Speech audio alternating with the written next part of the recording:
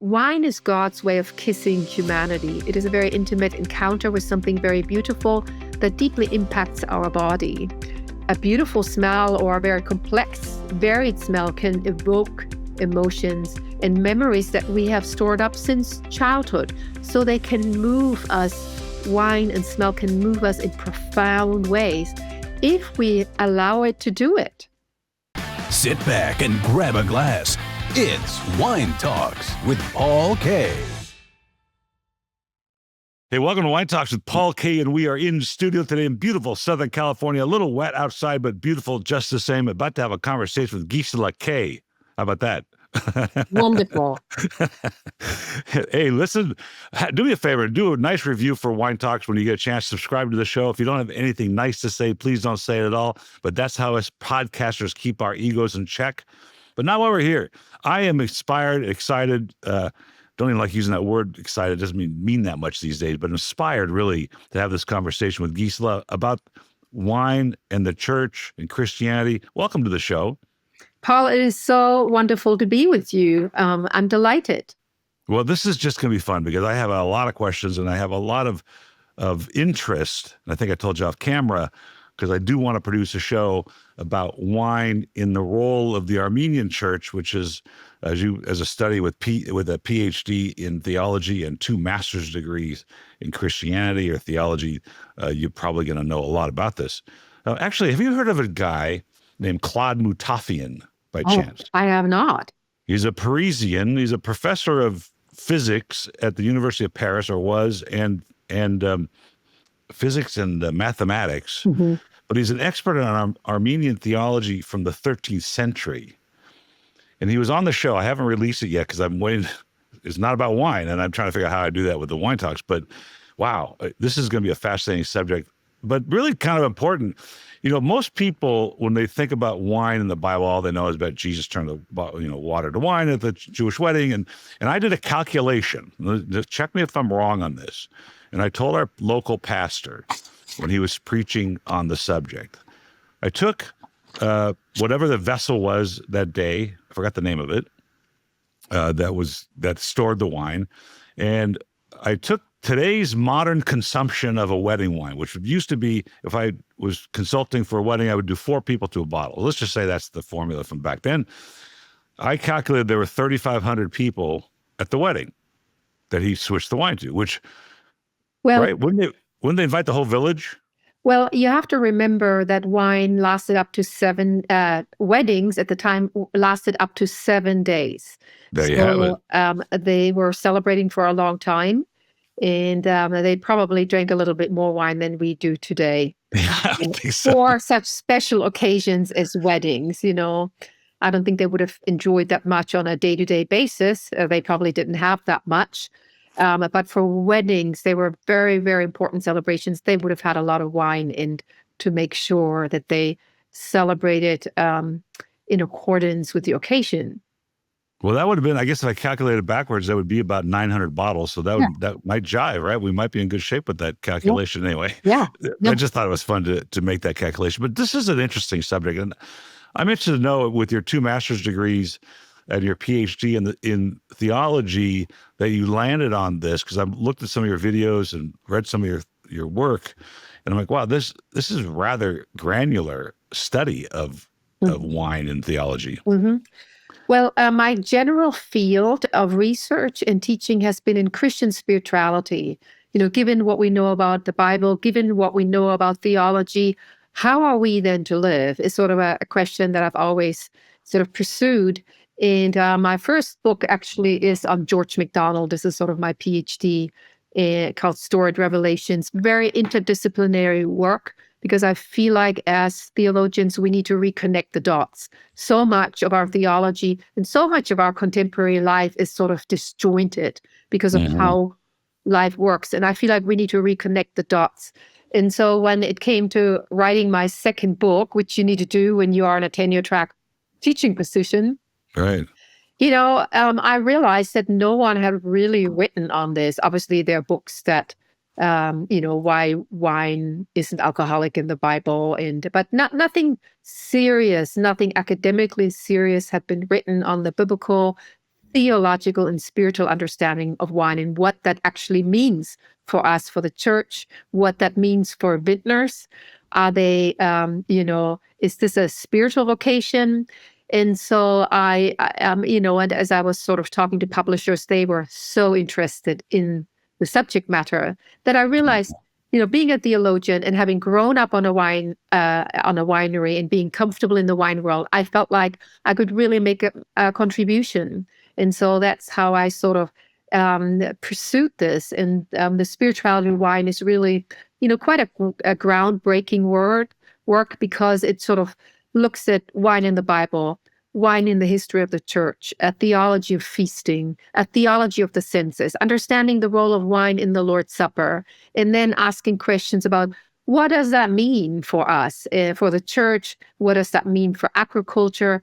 What does it mean to use technology in winemaking? What are we doing with alcohol abuse? And does wine have anything to say about soul care? We cannot possibly cover all this in one. So I'm inviting you to a second episode at least. There's too many questions to be answered. Yeah. And I discussed when we started that I'm Armenian and we were in Armenia. Mm-hmm. And let's just start with that. Noah landed his ark on Mount Ararat, which is in Armenia at the time, and he planted grapes. And of course, if you focus on the Bible and that portion of wine, he became drunk and naked. So that kind of for agnostics anyway, it kind of just defeats the whole idea, like, oh well, the guy got drunk and he was naked, so that's not a very good thing. Well, how do we go from there? Okay, the very important thing is that after Noah gets off the ark, God makes a covenant with Noah to promise to bless him and all the living creatures. And then the first thing that Noah does, he plants a vineyard, and in that world, vineyards and wine was a highly esteemed cultural good. So I actually argue in both Cup Overflowing and then the video series Wine in the Word that I created together with Randy Frazee, that it was a powerful act of faith. Think about it, surviving a flood and starting anew. Why did he not plant a fast-growing crop like a grain? No, he didn't. He planted a vineyard that takes 4 to 5 years to have a significant harvest. And I believe is that it was an act of faith that that Noah trusted in God's future, that God had a future for him and his descendants. And therefore, he planted a vineyard because they were going to be a civilization. For that, you need wine to celebrate. Yeah, and that's right. That Noah got drunk. I mean, I grew up in the wine world. If you have never planted a vineyard and you plant a vineyard, you wait for years, you finally have your first vintage, no one will blame you for getting intoxicated and having a little bit too much fun. And the text actually doesn't give Noah a hard time for it. It gives, what is really judged is the action of the son, the grandson, of coming in, and rather than covering up the shame, they intensified the shame by spreading the news. That got harshly judged. And I think that's really important. And so as the theme of wine continues to develop in Scripture, it is very clear wine is seen as a very precious gift from God, a blessing from God. And, as the tradition and the people of God mature, when you come to Proverbs, you have a very nuanced understanding with a lot of wisdom woven into, yes, wine is a gift from God, but we need to enjoy it wisely, and we certainly must not abuse it. This is what's so fascinating, and again, a word that my friends criticize me for using all the time. But one of the questions I ask many vintners, and I want to ask you a couple of questions that are not related necessarily to the subject. One is, do you usually speak on this subject to wine people, or do you usually in a theology environment? In both. I mean, we just had the launch party for Wine in the Word and the video series, and we went to Napa where we filmed it. And at the launch party, there were a lot of vintners and people who work in the wine and food industry. And I was just in Chattanooga for 3 days in various organizations, Christians organization, held events that they invited people from the food industry to encourage them, because working in the food industry is really, really hard. And what they do is very important, at least from the biblical perspective. hospitality Yeah. is tough, and you're maybe this next question is what answers that, because the question I always ask the vintners is, can you define why the grape planted in the vineyard that's been fermented into wine is entirely different than any other beverage that we consume? Yeah.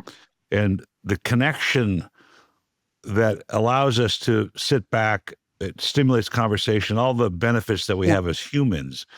But nothing else in this world represents where it's grown and why it's grown than wine. You can't describe the connection, the human soul to the glass, to the proper glass, not the cheap stuff at the store, but the good stuff. I think, and this is very important. When Jesus performed his first miracle, he transformed water into choice wine, into beautiful wine. Wine with expression, and wine is used to speak about the kingdom of God, about God's work with his people.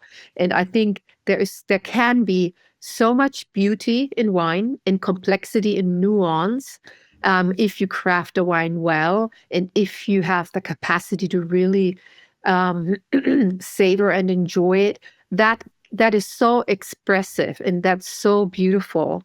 The other thing is that, you can really keep wine for a long time. So what other food can you keep as long as wine? And it speaks about eternity. What God does lasts. Mm-hmm. Mm-hmm. And so if you choose a food which is perishable, you would have chosen, they didn't have distilled spirits back then, and that's also not very flavorful. Wine is very flavorful, and it can last for a long time if it's well crafted, and it has an intoxicating effect. I talk about holy tipsiness. There is a level holy tipsiness. Holy tipsiness. Okay. There's a level of intoxication that wine can bring that is actually really beautiful. I've seen it growing up in a tasting room. It's not about getting drunk. It's not about getting out of control or shutting down because you've had too much alcohol, but it's that level of wine intake that helps you to relax, that warms the body, and suddenly you open up. You let go of your pretenses and, holding up the masks that we all hold up because we need to appear a certain way to our culture. And you come to a more vulnerable and honest place, and confessions come more easily.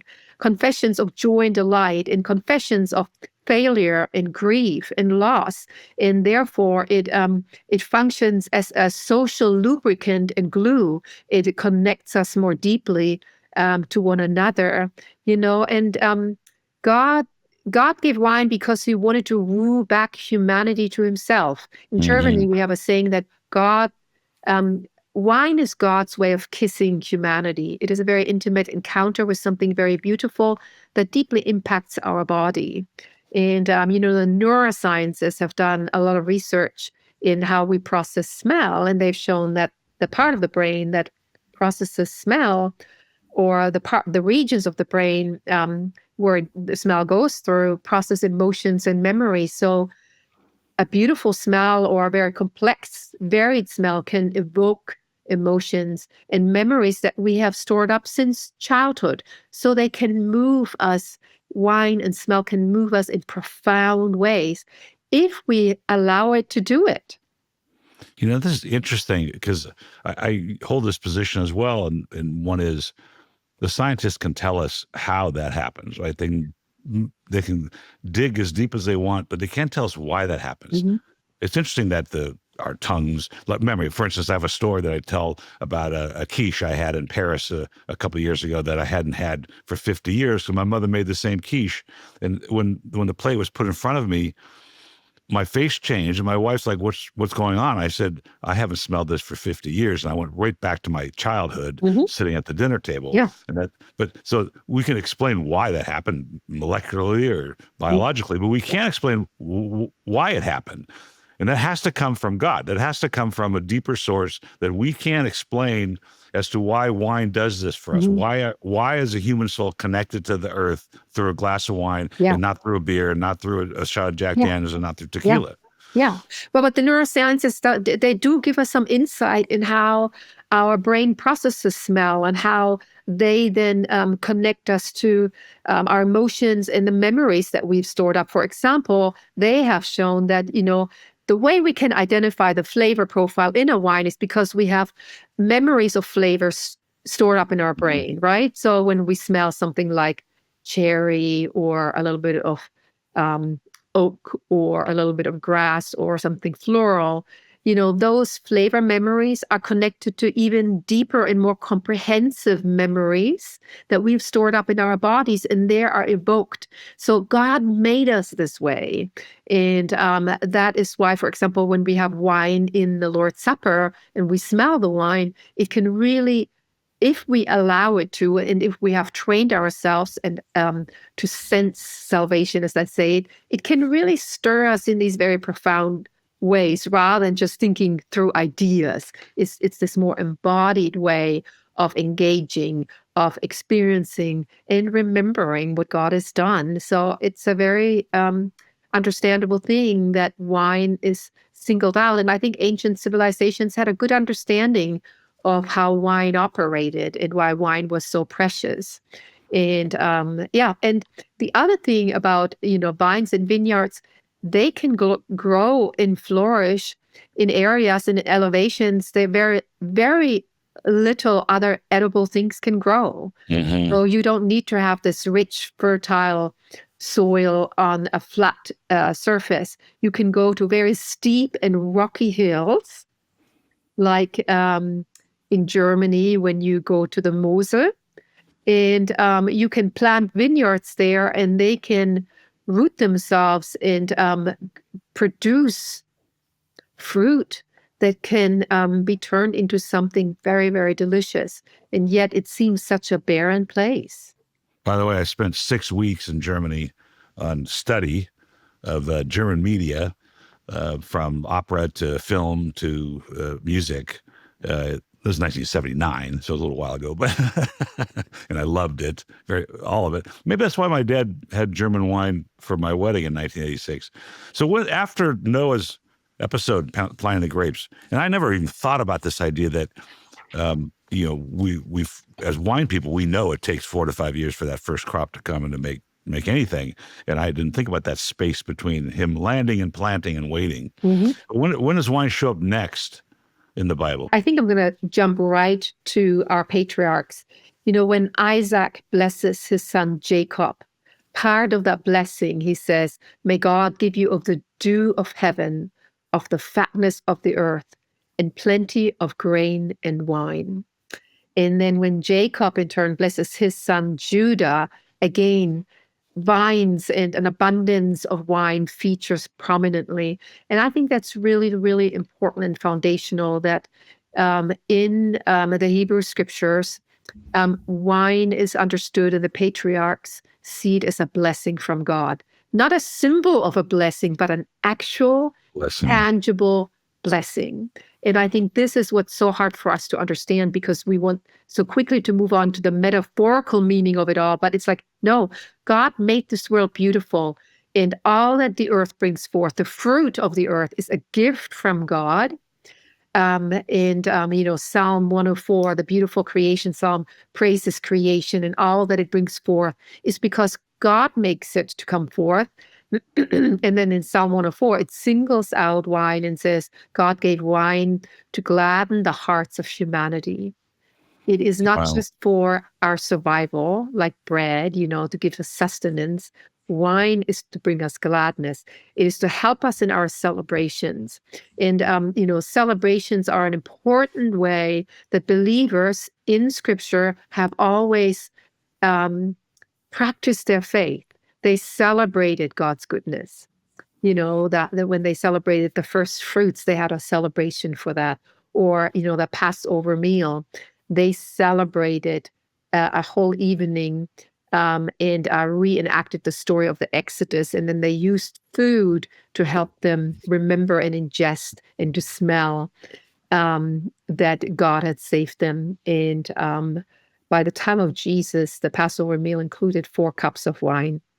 You're So going to be very careful with this message, because if it gets out too much in our industry, you might find a whole change in the way people sell wine and approach the marketplace, because it's such a difficult industry. yeah, And you're I know. painting such an amazing story Yeah, about the history of what we do.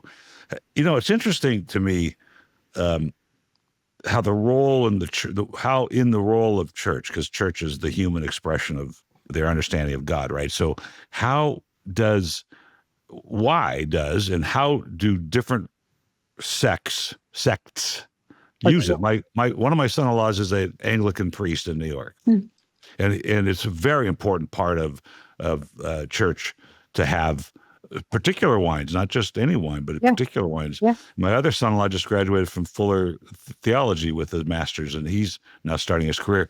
How did that evolve? How did that change from one church to the other? Right. And how did that role happen? Right. I mean, it's a long history. And again, I talk about that both in my first book, The Spirituality of Wine, and then also in Cup Overflowing.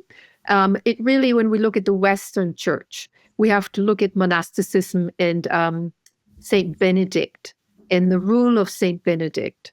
And in that rule, he says that he gives permission for every monk and nun to have 1 hermina of wine a day. That's probably approximately a third of a liter, because he was ministering in Italy and everyone drank wine, and he probably would have appreciated or, emphasized, no wine, but the Bible talks about wine. He lived in Italy. So he said, okay, 1 hermina of wine a day. And then if it's really hot or if you have really, really strenuous labor, you can drink a little bit more. So, and then when the Benedictines started all of these monasteries all over Europe, of course, they planted vineyards. Then the reform movement of the Benedictines, the Cistercians, did the same. And so when you go to Burgundy, for example, most of the Grand Crus there were first planted by monks and nuns. And so that continued. And in the US, when the Pilgrims came over on the East Coast, they also wanted to plant vineyards.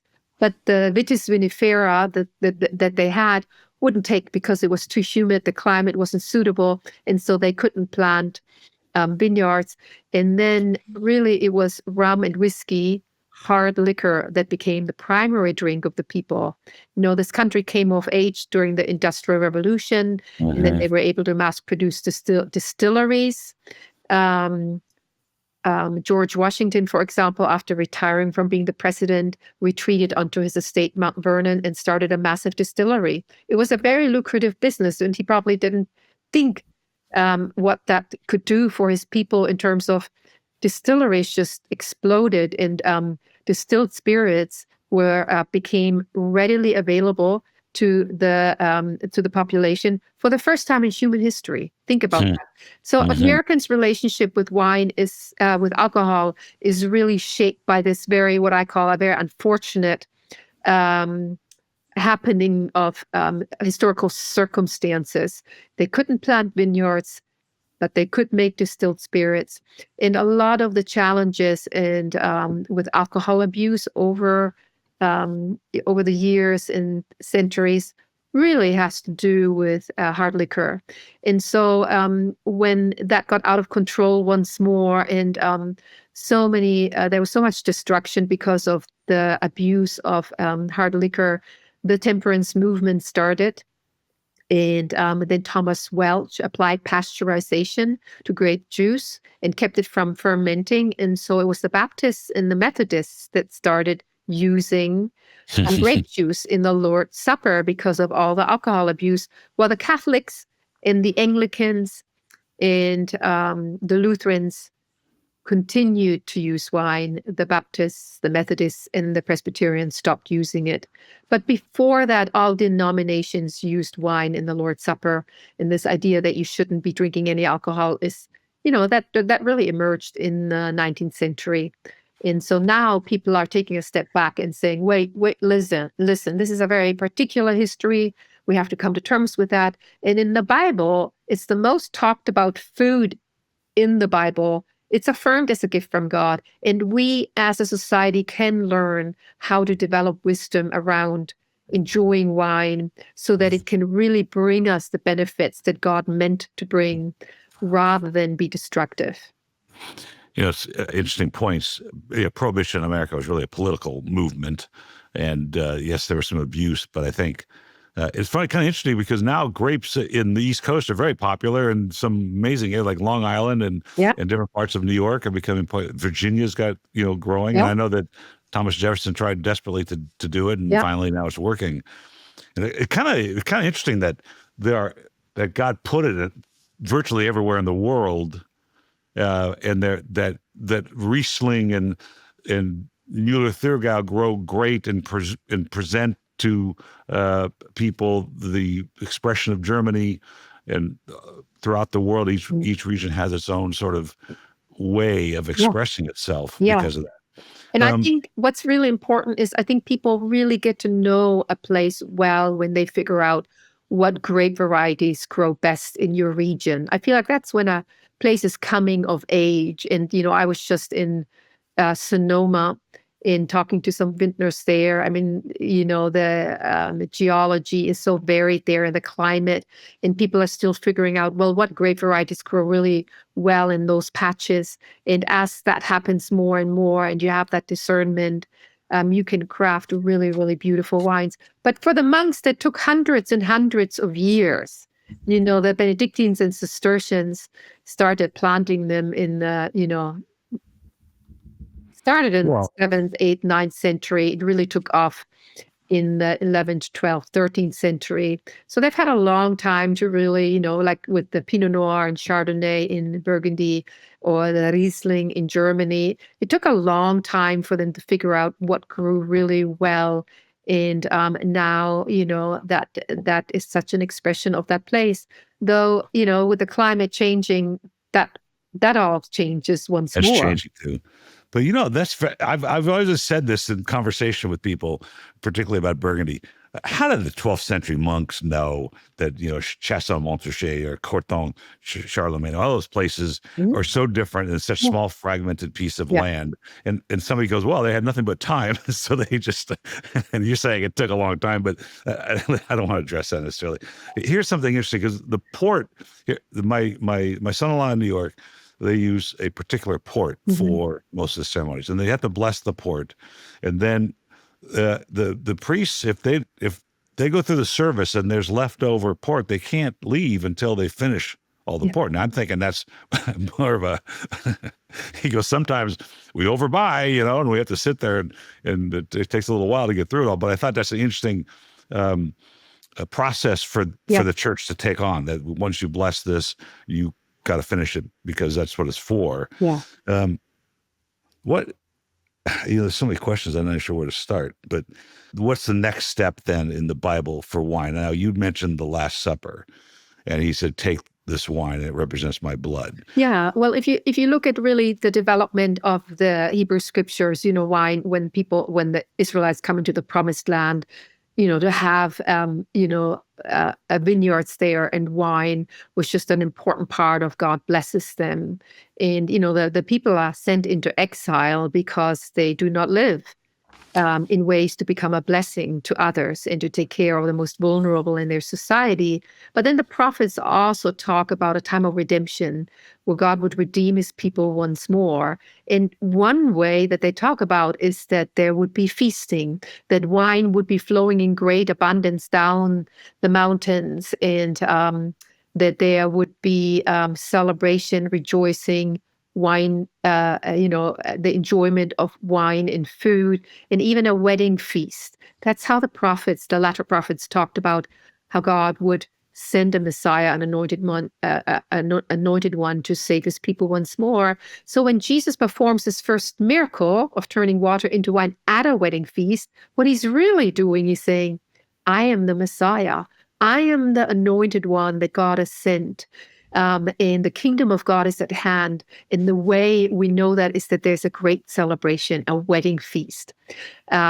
God, our bridegroom in Christ, and the church as the bride are now being reunited. And I think that's really, really important that Jesus in that first miracle really responds to the prophecies of the Old Testament and fulfills them by coming and joining a party and then providing this abundance of wine. And then, when Jesus celebrates the Passover meal with his disciples, which at the time included the drinking of 4 cups of wine, he elevates wine to new heights when he says, drink this cup of wine. This is my blood shed for you. So wine now speaks to Christ's blood and Christ's sacrificial death and his resurrection. So I think that here it is elevated to new heights, and all that makes wine even more important for the biblical story and for Christians. And I think wine has such deep symbolic meaning. Think about Christ's sacrifice and the process of him being crushed on the cross. And through his death and resurrection, new life happens. And think about the winemaking process and the grapes being crushed and gathered up and transformed from sticky grape juice into something very beautiful and lasting. So there's so many parallels.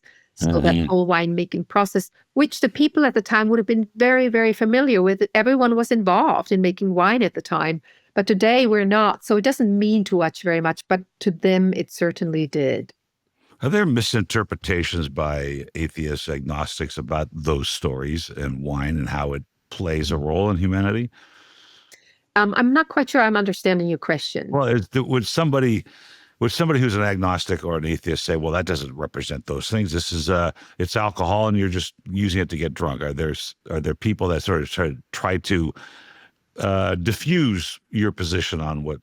Well, there are certainly Christians, talking about this particular history in the U.S. that say, well, the wine in the Bible didn't have any alcohol because God wouldn't use alcohol. That's because they're traumatized by alcohol abuse.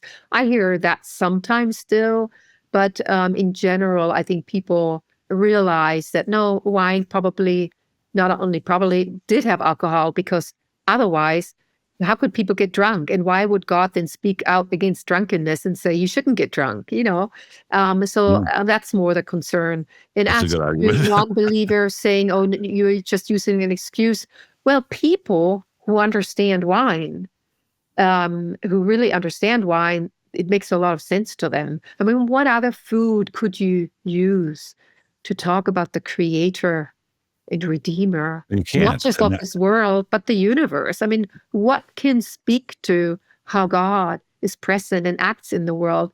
What beauty! I mean, obviously, creation in general is so beautiful, but that wine is singled out is for good reason, because at its best, if people really take care to craft something beautiful, it speaks so beautifully about the gift of life and how to enjoy it together and how it moves us. There's tomes, right, of quotes from famed philosophers and all walks of life and the role of wine. Hemingway was prolific the way he wrote about wine.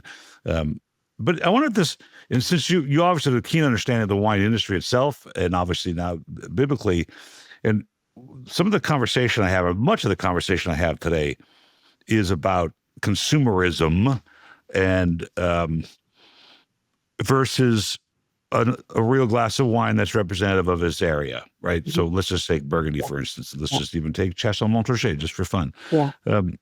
That consumerism of wine, the general consumerism of wine, we need profit. We have to make as much as we can. We have to put as much into the logistical system to ship it to people. We got to make sure we get it in the system. And so a lot of the industry is driven just purely by consumerism. Mm-hmm. Whereas, and I have this romantic view of wine, which is it represents where it's grown, when it was grown, mm-hmm. and what speaks to you that way. And now we're throwing in this whole new level. Mm-hmm. And I think it's a real level, mm-hmm. the biblical application of wine and what it does to our soul. Yeah. So when you speak to vintners, do you inspire them? I mean, I'm asking for the after effect. Do they come to you and say, wow, now I've got a whole new interest in my business, and I don't really, profitability is not so concerning anymore because I really want to be part of this movement of wine in the Bible? I think it adds a dimension that's been lacking. The spiritual and cultural dimension of wine has always been celebrated throughout wine's existence. except for the last 60, 70 years, and especially in a place like North America where wine is now accepted in this sort of wine guild. The wild experts have emerged, and the way they talk about wine is very narrow. We can learn a lot about, when they describe the flavor profile, the alcohol, where it comes from, the soil type, and all of those things. They are helpful, and yet they're also very rationalistic. It's also all about, dissecting the flavor profile. But when you really think about what wine does to your own body, into your conversation, in the people that you're with, it really functions as a social lubricant and glue. And I also think it can deeply nourish our souls as we savor this gift together and realize it's a gift from someone. It's not a random thing, but God created the world in such a way that there are yeast bacteria swirling around and help us to transform grape juice into wine. And then you develop this relationship with God on this level of beauty and savoring and understanding something about his goodness. But also, the way wine works and the way savoring and smelling works, how it sort of works upon our pleasure center, upon our memories, a storehouse of emotions that really can evoke sort of the creative spirit in us. And that's how it has shaped conversations and imagination, creativity, and civilizations throughout human history. And I think wine cannot speak for itself. And because the wine world or the wine experts have so bombarded us with all of this rationalized talk about wine, and there's some wine writers like Andrew Jefford, one of the most beautiful wine writers alive today, who is saying, stop it. Who wants to have all of those tasting notes? Most people can't even afford those wines. And That's right. we need to stop this craziness. And we need to talk about wine in different ways. More of, okay, where do they come from? For example, I feel like French wines very much reflect not only the soil and the particular climate, but they reflect the culture. French wines, France is the country of Christian mysticism. And the French wines have more mystique to them. There is something about them that's very different from German wines. Germany is the country of the Enlightenment. We've had the Enlightenment. We are very rational people. We are very direct people. And so are our wines.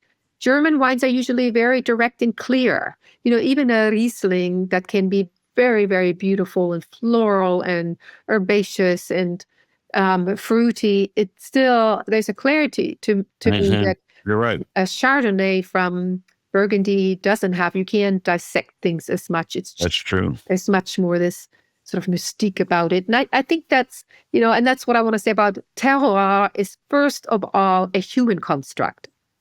It's because of human beings planting vines in a certain area and then crafting wine in a certain way that we have terroir. Some people say, oh no, it's just about the place and the grape, the vine and the weather. And I'm like, no, a big part of terroir is the culture. Oh, I think I preach this all the time, and I've gotten 100% agreement on that from winemakers, and that is, let's just take Nazi Germany for a second when they invaded Bordeaux. If you don't think that the stories handed down from the chateau's owners about what they had to do during that process is not reflected in the wine somehow, I don't mean like a piece of tannin or a flavor character, but the lessons learned through all history of a winemaker or a winemaking family shows up in the bottle. It has to, right? It's not about the terroir is not just the soil. But somebody just told me the other day, this very well-read, I think he's a master of wine, that the word terroir actually is an opposite meaning in Old French. It's actually the troubles of land and the troubles and the trash of what happened. I have to research that further. To find out. But, it's interesting the way you said this, and I learned this from a young winemaker in Armenia. She said, what other product can you take halfway around the world, put on the table and say, this is who we are? Yeah. And there is none. And I think that's very godly, because it's the only thing you can take. You can't take a semiconductor that way. You can't take a bottle of water. You can't take anything that's expressive of where it's from than as a bottle of wine, and plop it on the table and say, this is who we are and when we were. And in fact, leads me to this other definition I came up with, which I get 100% agreement on. That is, there are no bad vintages. Whether you're at the Mosel or the Rhine or Napa, if the wine is grown there and made honestly and prepared the way, without trying to influence it by the winemaker, and it reflects that moment and that place, then it can't be a bad vintage. It's a different vintage. It might taste different than the previous vintage. You may not like it as much, but it's an honest wine representing what it is. Maybe this is what you just said, the impasse in the direction of the consumerism of wine right now, because it's in a tailspin, right? Nobody, and a lot of people are talking about the guys that are doing the point systems. They're not as prevalent and not relevant today than they used to be. No. It's not like Parker when he started this whole thing, and the consumers are being barraged with social networking and different beverages like White Claw and those different things.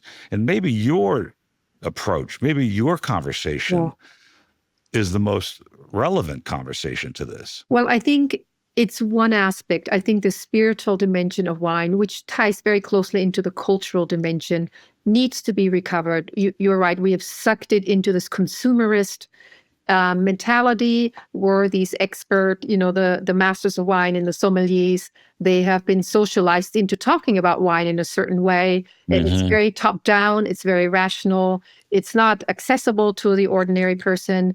And it negates that each person will experience a wine differently because of the flavor memories that I have stored up personally because of my life experience. And then the other comprehensive memories that I have because of my unique life.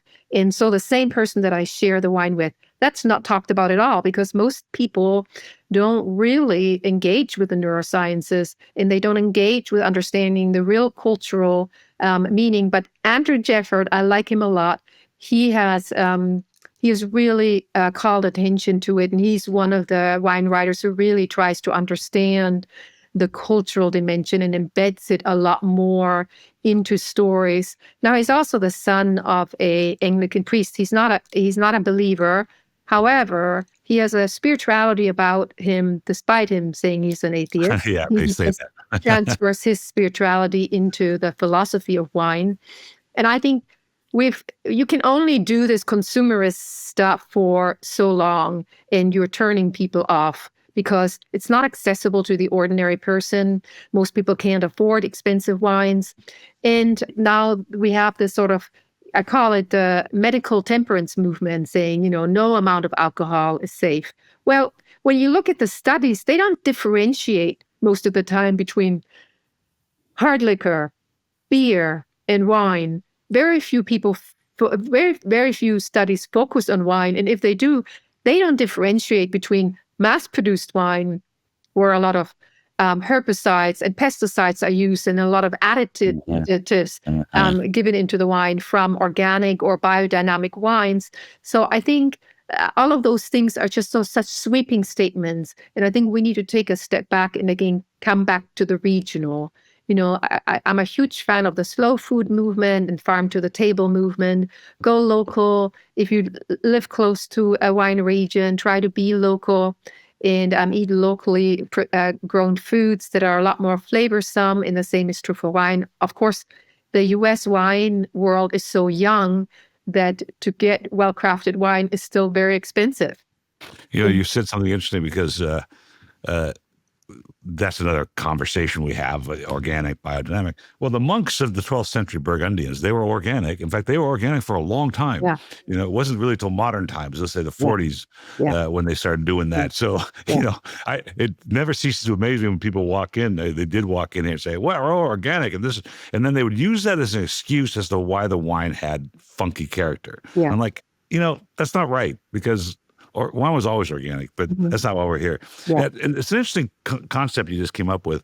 The conversation around a glass of wine, like tonight. I mean, I'm going to go home and craving right now a Burgundy because of our conversation, but who knows? That might change by the time I get home. And that's what I'm going to open, and we'll have a conversation. My son-in-law, the one that just graduated from Fuller, he'll have a glass, and we'll have a conversation. And the conversation is not going to be, this got 95 points, or this is, the winemaker decided not to put a cap on it because he wants to be sustainable, or she wants to be sustainable, or we're not going to talk about that stuff.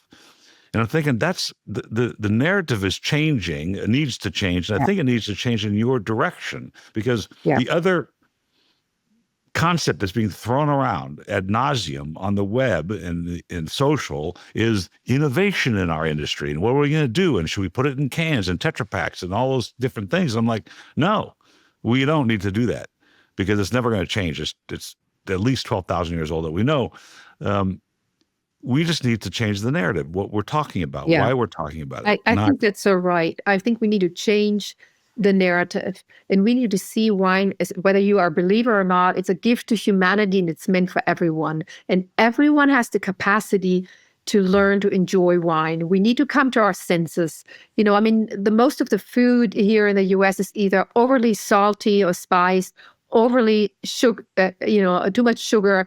So our taste buds need to heal and become desensitized towards the bounty, not only in wine, but look at fruit and vegetable. If you grow your own fruit, or I'm just making a little pot roast, and I added some of my own rosemary and some thyme, and these herbs are just gorgeous. And when you rub them and smell them, there is such bounty of smell and taste. And I think we need to, in general, come to our senses again and stop using, eating all of that processed food, and go back to what naturally grows in your region. And then, with simple ingredients, allow those subtle flavors to satisfy you.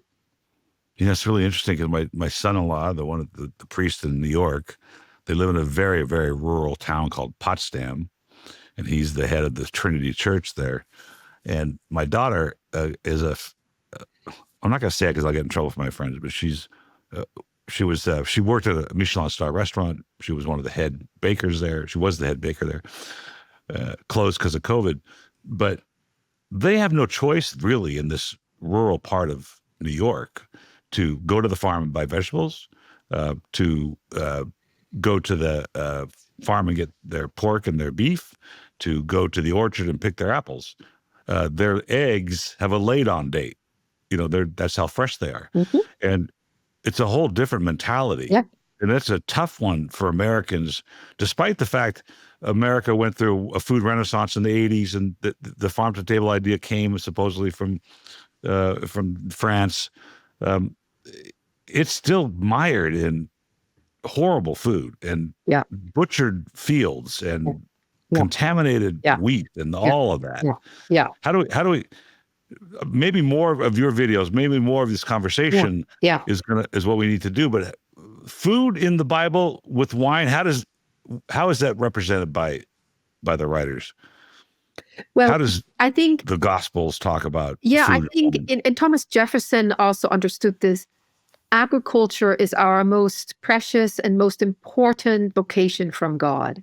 And we have given agriculture over to corporate organizations that mass produce, corn and soy and grain. They dump a lot of fertilizers and pesticides on our soil. Our soil is dead. It's dying. And it's not a kind of agriculture that's sustainable. We need to go back to regenerative agriculture that helps heal the soil. That way you get more nutrients back into our food. That way we can help people become healthier. And I think that farm to the table movement needs to continue. And, we as consumers have power. We can choose how we live. For example, my husband and I, my husband has had cancer twice. And so we don't go out to eat a lot. I go to the farmer's market on Saturday. That's my pilgrimage. Every week I go on a pilgrimage. And the pilgrimage— It's a great term for that. It's a great term. Farmers. I'm going to the promised land. That's where I go. Right. And I go to my organic farmer. I buy what's in season. And I have this pot roast in the oven. We have some guests come tonight, and all the ingredients, the root vegetables, everything is locally grown. The pot roast is from a regenerative farmer in Alabama. Wow. I picked Wow. herbs. My husband and I work full time, but I spend just over an hour throwing everything together into the pot. And I think we need to do repentance, and repentance literally means we need to change the way we think. Metanoeo means coming after your thought life. We need to stop living in a way that destroys our earth, that destroys our health, and we need to say food is important, the table is important, and supporting our local farmers who work so hard to grow really healthy and nutritious food. That's if we could have a revival of understanding that agriculture is one of our highest vocations. We think that the lawyers and the doctors and all these people with the big salaries are the heroes. They're not. Our farmers are our heroes because they heal the soil, and they and their food heal our bodies. And is that the premise? Is that the premise behind the 7-year wait? I think the Bible talks about the seventh year of a crop or of a farm, it rests. Yeah. Letting rest for all of creation.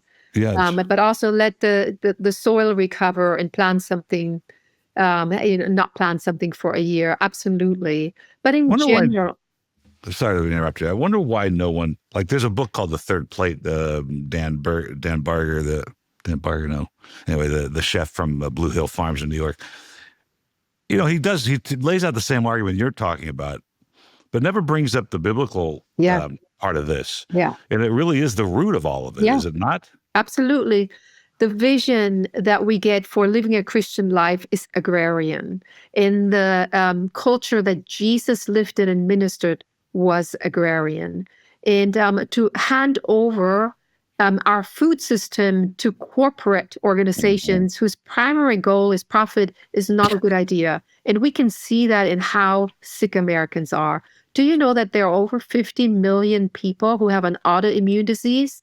Not to talk about cancer, cardiovascular disease, diabetes too. We need to change something. And Christians have always been called to be prophetic and show the world how to live and how to blossom on this good earth that God has given us. And I feel like we as Christians should take a lead role. Christians should become farmers. Christians should become vintners.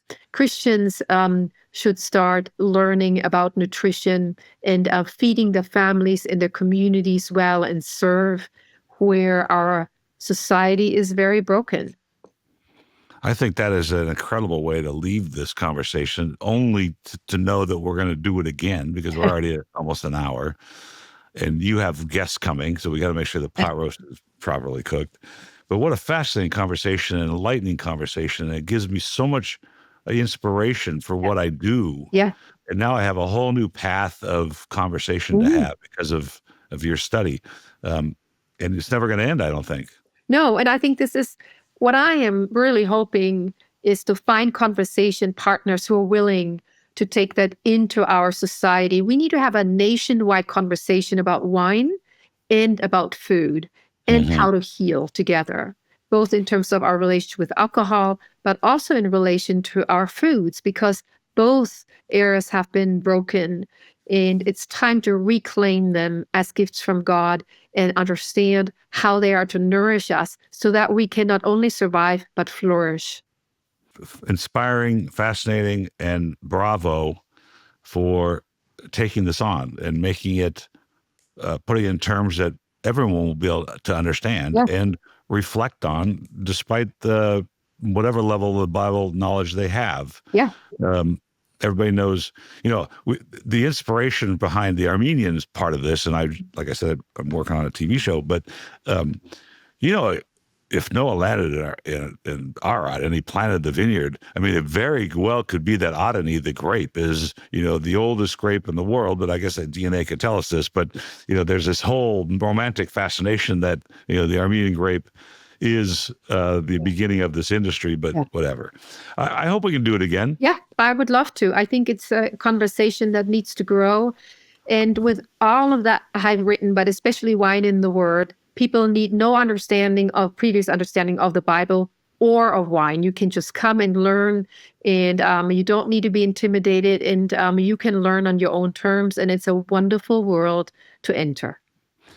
The one book was called Spirituality of Wine. That's my first book, The Spirituality of Wine.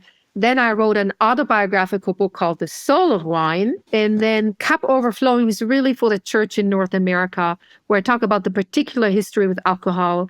I interview a lot of people who struggle with alcohol abuse or how to integrate it, and then showing a way forward. And then we just created this video series with a study guide called Wine in the Word to make it more accessible and to help people really think through biblical understanding of wine, but also how to develop the wisdom to integrate it into your life so that you can flourish and so that your children and grandchildren will understand what it means to embrace this as a gift and how to develop a healthy relationship with it. We will pass the word on and count me in for any help you need from my side of things as far as media. And I did this for 35 years, and you answered a lot of questions for me after all this time and gave me some new thoughts to bring to the table to stimulate conversation with people. So thank you again, and good luck tonight with your hot roast. I hope it turns out all right. Cheers. Cheers.